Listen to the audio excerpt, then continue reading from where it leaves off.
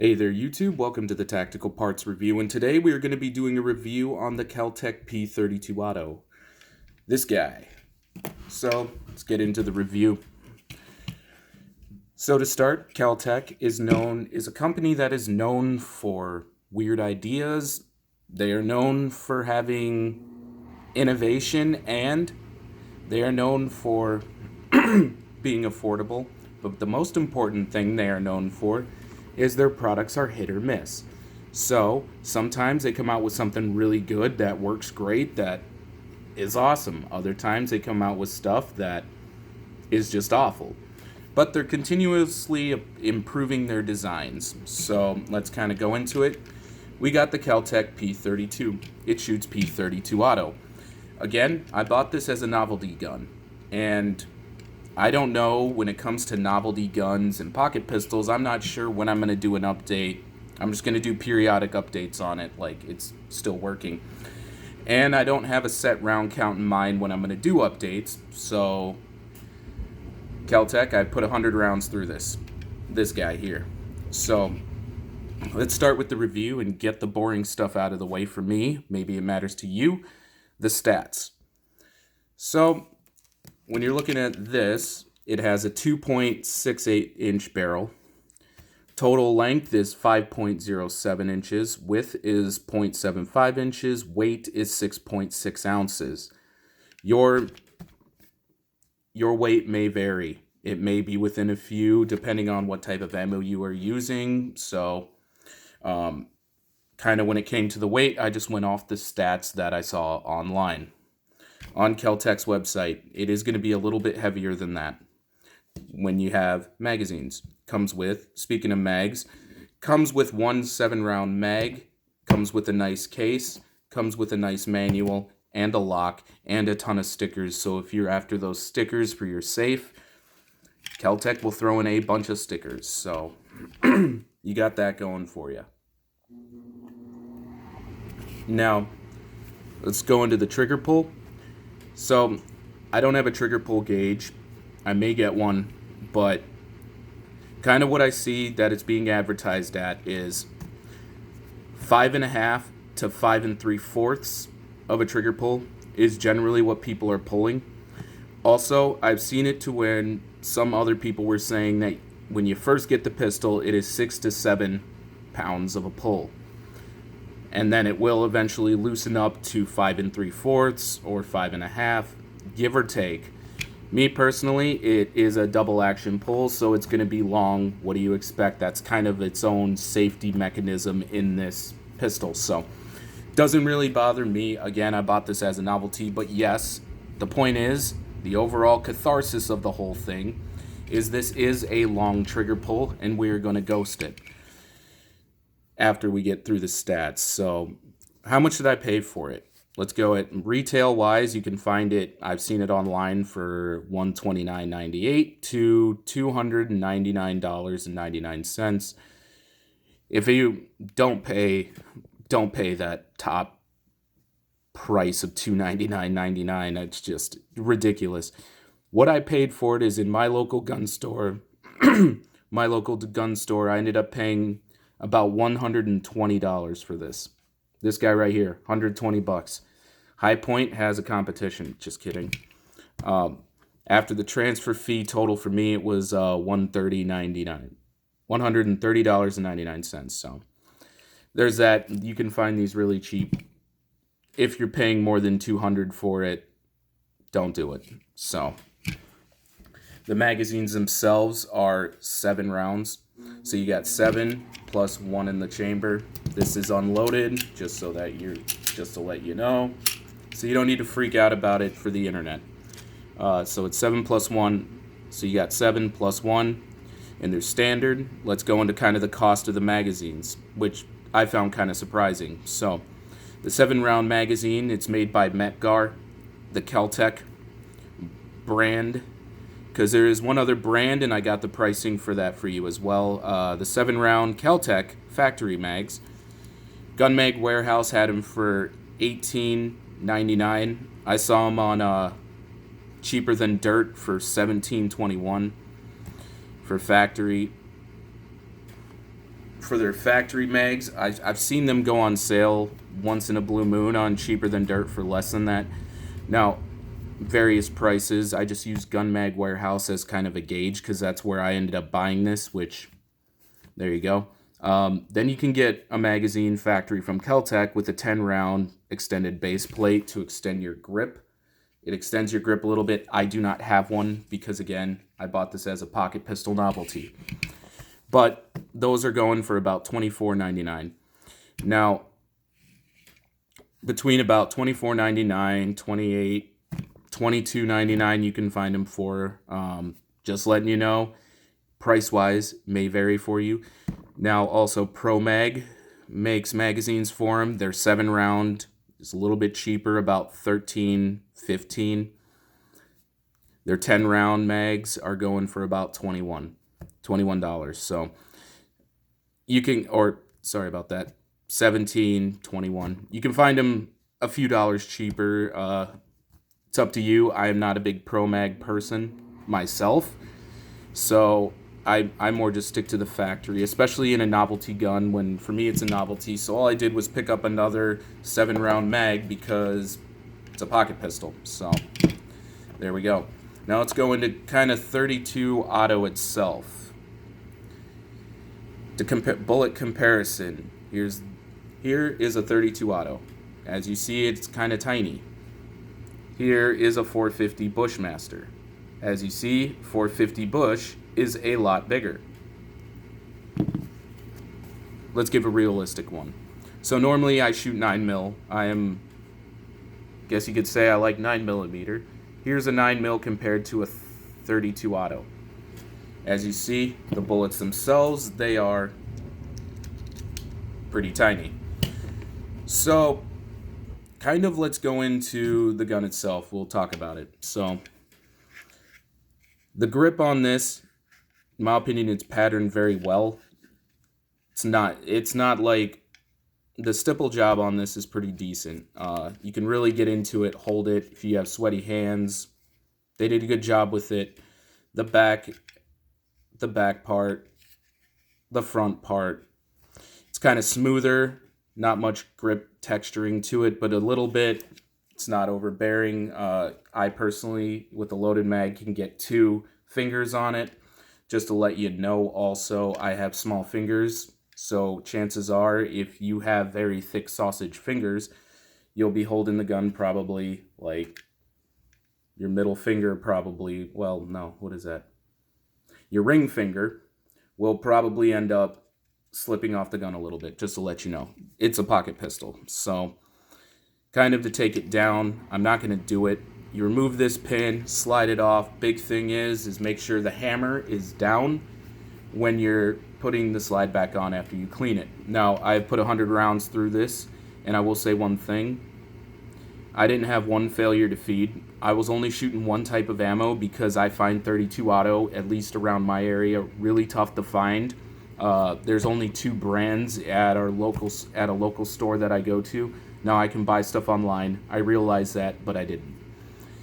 So you can find at least around Fleet Farm, where I ended up going to pick up some ammo for this just to try it. I picked up MagTech, and that was it, MagTech, because I stay away from Remington. So there we go. So I shot 100 rounds of 32 auto out of this. Not one failure to feed using MagTech ammo. Worked pretty good. So let's go into the next part, the sights. Okay, when you get this, you have to paint the front sight. If you try shooting this with a glare, you will not see the front sight. So just put a little coloring. I use paint. You can use nail polish and it will work. The sight picture, it's got this little U notch, as you see. I found the sight picture to be okay. For a pocket pistol, I'm not complaining. So, pretty much, and let's go to the trigger pull. Ghost that trigger. It's unloaded, so don't freak out. So they say it's a 6 to 7 pound when you first get it, 5.5 to 5 3/4 after that. But, you know, I don't have a trigger pull gauge, so for this particular pistol, we'll just see. Since it's double action, it's got a really long take up. So right about here as you hit the wall. So You're up. You hit the wall. Trigger pulls. Reset. I don't know what you would call this, but it is not reset. You heard the click. If you try to pull it, it won't work. So that's reset 1, reset 2. So right about there. So pull it again, you hit the wall. Now listen for this kind of first reset. I don't know what you call it. There we go. Listen to that first reset. So you kind of got that.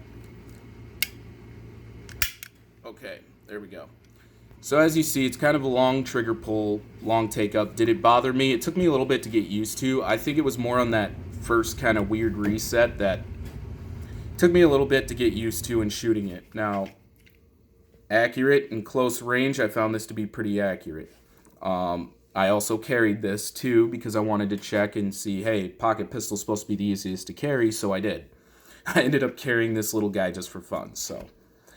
All right.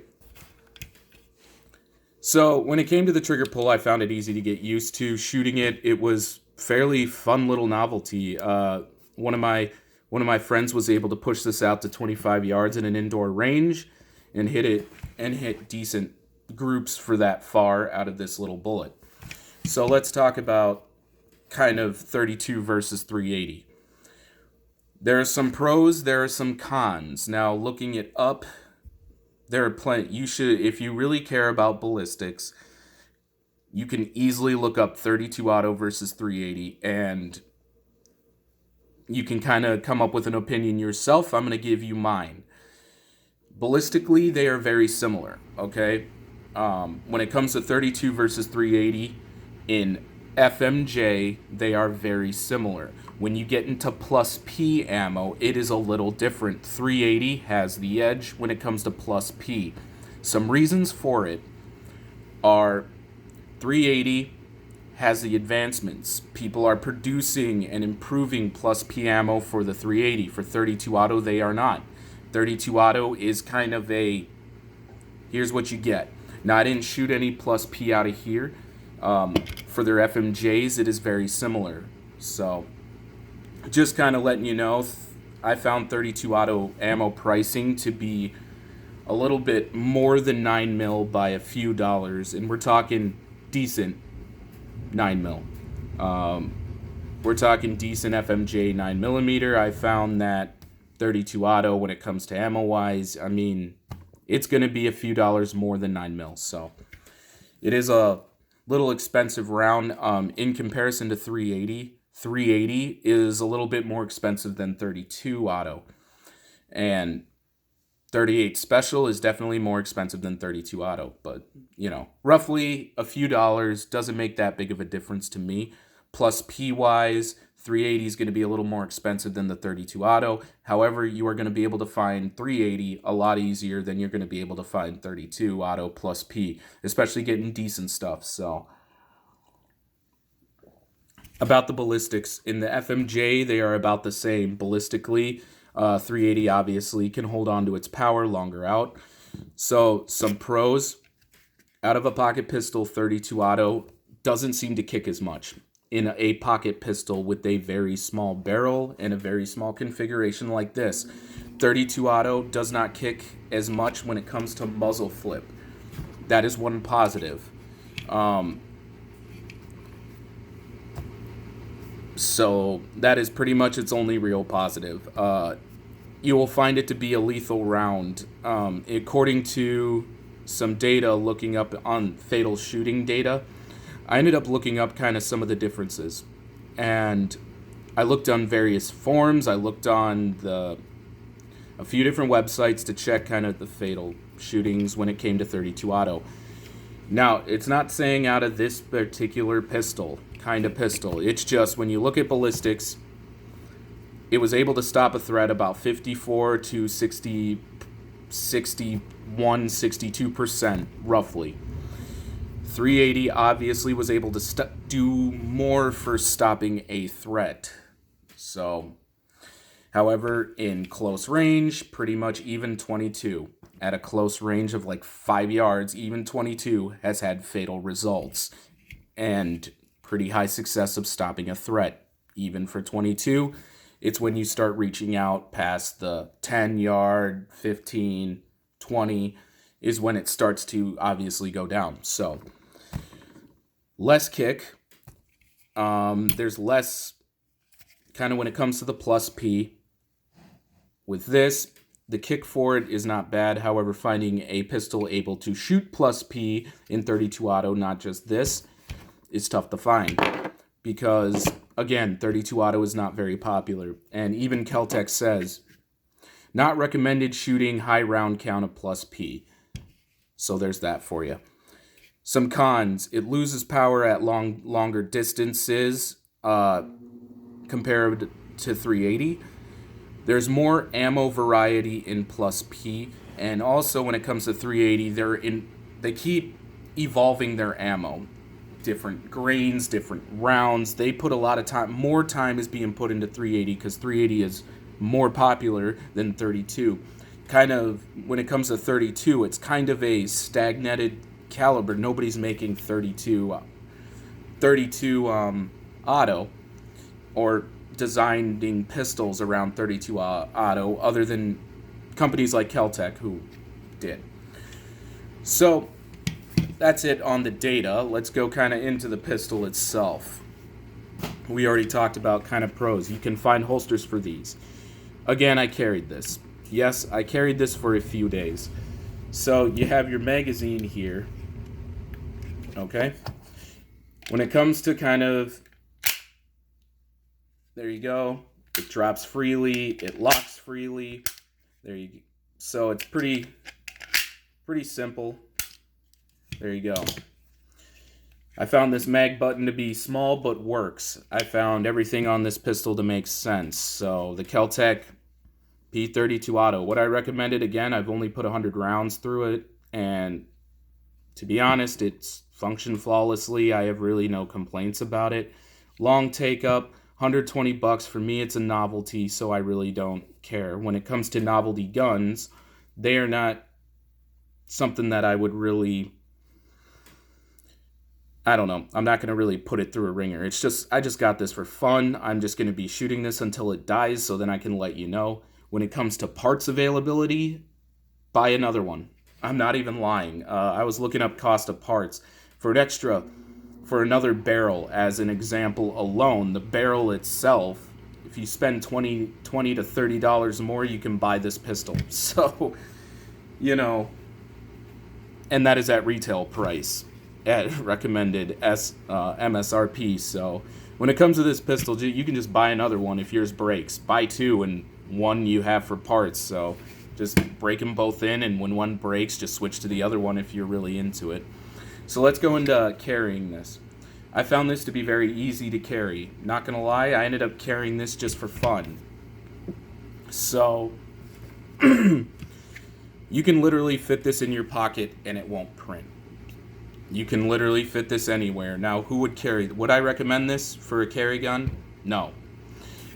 My opinion, stick to like 9mm, 380 even. If you are looking at something small, I'm not going to hate someone if you were to carry this. I can see certain situations on why. If you are wearing tight clothing, if you are in a business meeting and you really don't want to let someone know you're carrying because you're concerned about it, but you want to carry anyway. And I'm not saying that for malicious intent. I am literally saying that, yes, we do live in an age where there's a lot of anti-gunners. If you live in a very liberal state where you're limited on round capacity and you want to carry, but you don't want anyone knowing you're carrying, maybe you might go to this. As an example, a gym. As an example, if you are jogging and you are wearing tighter clothes and you don't feel like adjusting your wardrobe to compensate for that, I still think there's better options. But if you don't have a lot of money and you came up with this, yes, in close range, this will kind of fit the bill for you. Do I recommend it? No. There are plenty of better options when it comes to carrying, especially ammo-wise, especially since it doesn't recommend shooting plus P ammo out of it. Now, another option why you would carry this is maybe you're in an apartment with slim walls and you can literally hear the neighbors next door cooking, fucking, etc. And you're worried about over penetration, and you pick this up because you live in a bad apartment. I have been there myself. I understand that completely. And you pick this up because 32 auto, when it comes to penetration, you know, you put some plus P in it and you can see for yourself this thing does not penetrate much at all. Their plus P, it does work. It will stop people. You can look at ballistic gel tests. You can even look at various websites where they post the data about kind of fatal shootings and what calibers were used, and you can still see 22 is on the list. I mean, if you get shot at close range in the head, you're going down. When you start reaching out past 10 yards is when you start to see kind of the difference in shift. That includes user error, etc., etc.